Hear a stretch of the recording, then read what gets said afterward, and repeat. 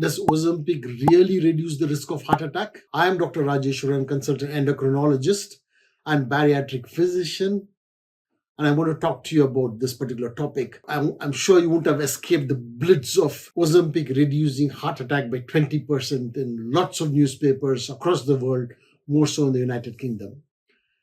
As you can see with these screenshots from the newspaper, every newspaper covered this topic. So what I'm going to do as an endocrinologist and bariatric physician is I'm going to tell you the science behind all these things.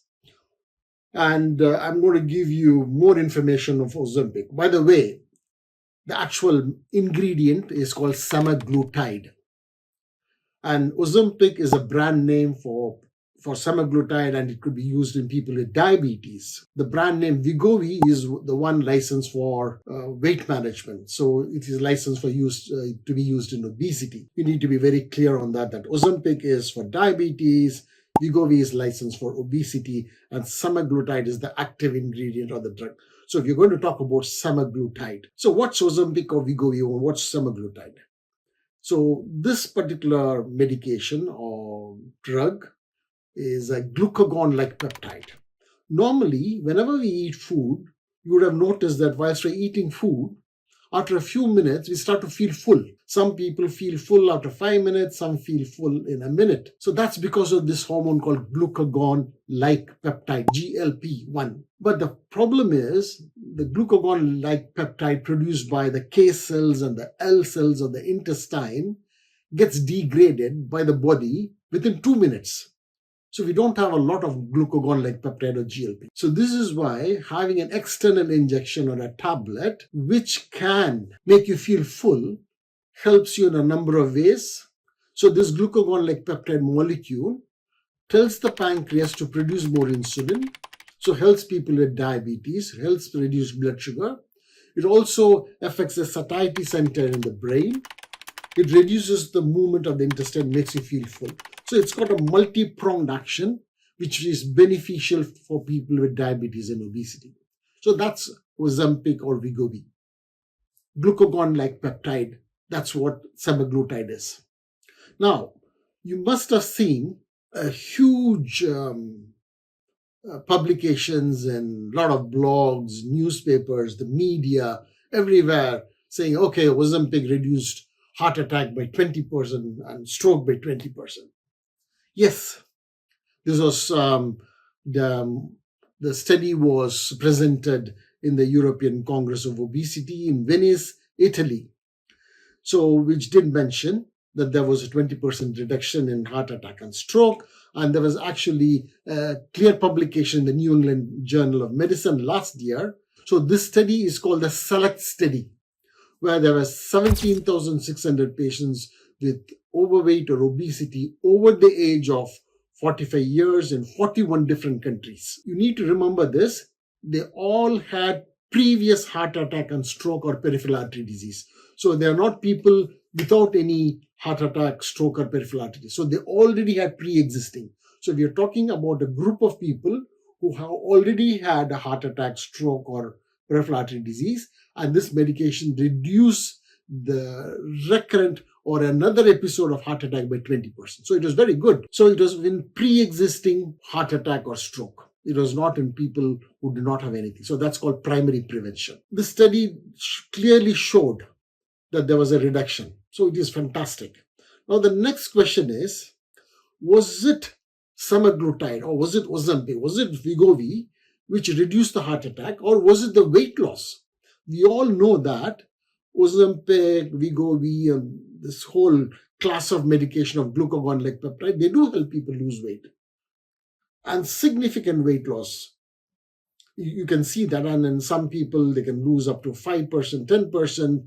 And in this class of medication like Mounjaro, they can lose even up to 15%, 20% weight loss. So I have people who have lost significant amount of weight. What I'm trying to get at is it the weight loss or is it the medication on its own?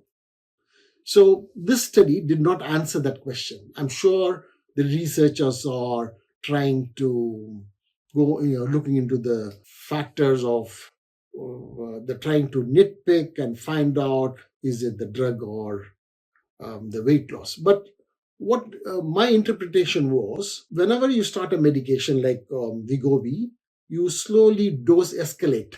So you start with 0.25, then 0.5, 1 milligram, 1.7 milligram, and 2.4 milligram. So all these patients were on 2.4 milligram. So you're going to dose escalate, and slowly the effect of the medicine increases. But what I actually interpreted was the benefit was seen even before the dose escalation. So the benefit of reduction in heart attack could be seen even before. So the study was nearly 39.8 months, so more than 3 years. But the benefit could be seen even before that. So what it is telling me is there's some other mechanism which is helping people to reduce heart attack, risk of heart attack and stroke. So I feel it could be inflammation. So you know that obesity is an inflammatory condition. People with obesity produce a lot of inflammatory markers like CRP, ESR. So obesity is an inflammatory condition. Diabetes is an inflammatory condition. So if you can reduce inflammation even before you go on to lose weight, probably you're reducing heart attack and stroke. And that may be the key. That's my sort of interpretation. Let's see. In another year or so, we'll get answers. So this is why I help my patients to reduce inflammation. So inflammation is the key to weight management. So that's what we try to help educate our patients. My next point is, if Ozempic, that's Wegovy, semaglutide, help people reduce 20% heart attack, does bariatric surgery do the same? What is bariatric surgery? It's weight loss surgery, like sleeve gastrectomy, gastric bypass surgery. And in some people, I won't call gastric balloon as a surgery. It's a procedure where you put a balloon in. But sleeve gastrectomy, gastric bypass surgery, they are the main bariatric surgical interventions. There are numerous studies to show that bariatric surgery also reduces the risk of heart attack and stroke. So they did lose significant amount of weight, but they also reduce the risk of heart attack and stroke. Here you can see that weight loss reduced. But again, what I feel is the weight loss was just not due to the decrease in the number on the weighing scale. Because they lost fat tissue, there was reduced inflammation. So that's my take on that. So there was a huge study called the Swedish obesity study, which did show that there was a reduction in heart attack and stroke after surgery. But as you know that everybody cannot go and have surgery. It has more risks. So if you ask me, will you have surgery or this injection, glucagon-like peptide for your weight, I would go and prefer glucagon-like peptide. The thing is, no country in this world has got the infrastructure to do bariatric surgery on every obese person in the world. There are 1 billion obese people. So we don't have that infrastructure. No country has that. So these medications are good, but we need more information. So we talked about bariatric surgery. So if Ozempic, semaglutide, or Wegovy, they can reduce heart attack risk by 20%, stroke risk by 20%. Is it going to be the same with other glucagon-like peptides? As you know that there are at least 300 different molecules they're going to come out in the market in the next 5 to 10 years. Another medication called Mounjaro or Zepbound, which is tirzepatide, which has a combination of glucagon-like peptide and glucose insulotropic peptide, GLP and GIP, which is known to be more potent in weight loss. Will that reduce heart attack and stroke? Well, we'll have to wait and see, but there are a lot of studies which shows that it did reduce atherosclerotic cardiovascular disease. Now, the most important question is, Ozempic or Wegovy reduce cardiovascular risk by 20%. So is it a drug to be prescribed by the cardiologist? Is it a drug to be prescribed by the GPs? Well, it may be. As you know that few decades ago, when statin came out, it was prescribed only by the cardiologist and then by the diabetologist. And eventually everybody is prescribing statins. Now, statins is the drug for prevention of risk of heart disease, stroke, peripheral vascular. Everybody uses a statin. So you never know, in the next decade or so, semaglutide or GLP-1s, this class of medication may be prescribed by everybody. If you, I don't know, those of you who have diabetes, there's a medication called gliflozins, SGLT2 inhibitors, like dapagliflozin, empagliflozin, and canagliflozin. This class of medication is known to reduce heart failure, preserved ejection fraction heart failure, and this is commonly being prescribed by cardiologists now. So eventually what is going to happen is, what I see is cardiologists will start prescribing this class of medications for prevention of further cardiac problems. And you may see that neurologists are prescribing medications to prevent stroke. So this is the future. And eventually general practitioners will be prescribing. But at this point in time, we do not have enough of these medications. There's a huge shortage. So it's going to take some time. It will take a long time for these medications to be available freely. Will it be available over the counter? I don't think so. I strongly oppose that. We should not be allowing this medication to be prescribed over the counter or in any aesthetic clinics. It's a regulated medicine. It should be monitored by a doctor.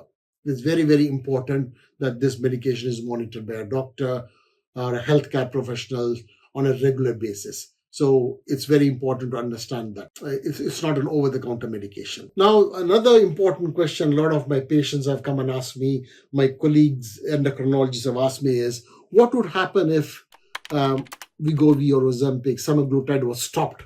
What would happen to the cardiovascular risk? Well, it's very clear. Once you stop this medication, cardiovascular risk is going to go up. So if you see the recommendation for this medication, semaglutide, it's recommended for chronic weight management. So clearly obesity, diabetes are chronic diseases. So this has to be used in the long term. So stopping this medication, I do not think the benefits accrued of reduction in heart attack and stroke is going to be prolonged. So as soon as you stop this medication, probably you may be protected for 2 months, 3 months, and by 6 months, your cardiovascular risk will go up. This is a long-term medication. It's just like statins. If you stop statin after 6 months or 1 year, the risk will definitely go up. So I don't think you will derive the benefit by stopping this medication. The next and the last of the important questions my patients have been asking is, in that case, how long can you carry on with this? Well, as I just said, it's a medicine for chronic weight management. Diabetes is a chronic disease. Obesity is a chronic disease. So this has to be used long term. But if you are in the UK, National Institute of Clinical Excellence, NICE, recommends this medication for 2 years and they have to be reviewed after that. So this may be because of the cost implications as well. But so that your doctor has to make sure that this medication is helping you. If you've got diabetes, you're being benefited by this, and then the medication can be prescribed for a long term. Similarly, if you've got a weight problem and this has been prescribed to help you lose weight, we should clearly see that you're being benefited. If you're being benefited, this medication can be used long term. If you're not intolerant, yes, this can be used long term. And what I also noticed is we have talked about reduction of cardiovascular risk, reduction in heart attack, reduction in stroke, but it also reduced preserved heart failure. So preserved ejection fraction heart failure, that's an important thing. A lot of patients with diabetes have something called preserved heart failure. That is, ejection fraction is preserved and they've got heart failure. This medication also helped that. GLP class of medications are fantastic. As we go along, we learn more about this. We are still in the infancy. So at this point in time, it did reduce heart attack and stroke risk in people with pre-existing heart attack, stroke, and peripheral arterial disease. So that's what you need to remember. So it cannot be prescribed to prevent heart attack in someone who has not had any medical problems or any cardiovascular problems. If you've got any questions, ask me. I'll endeavor to answer this. And if you've got any other topics for me to discuss, I'm happy to bring it on. Thank you.